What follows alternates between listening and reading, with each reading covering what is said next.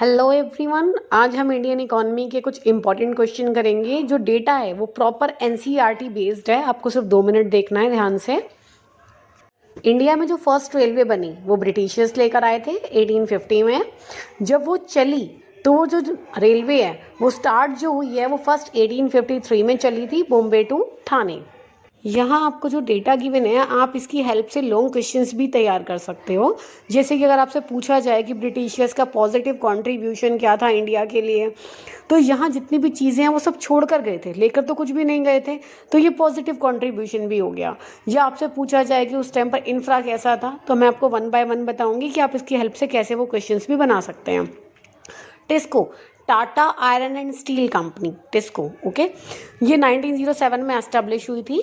और अगर आपसे क्वेश्चन पूछा जाए कि what was the condition of infrastructure during the time of British Raj या कंडीशन ऑफ इंडस्ट्रियलाइजेशन, तो जो इंडस्ट्रियलाइजेशन था वो ऐसा था कि उस टाइम पर इंडस्ट्रीज जो थी, first industry Tata and Birla थी।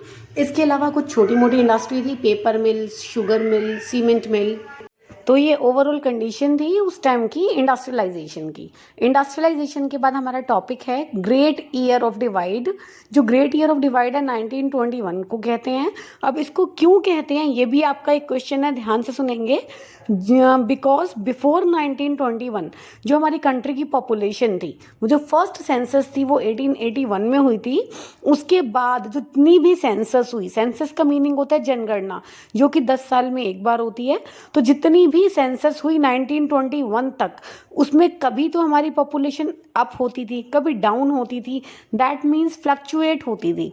बट आफ्टर 1921 इंडिया की पॉपुलेशन एक बार भी कम नहीं हुई है। 21 के बाद पॉपुलेशन कॉन्टिन्यूसली इंक्रीज हो रही है, इसलिए इसको ग्रेट ईयर ऑफ डिवाइड कहा जाता है।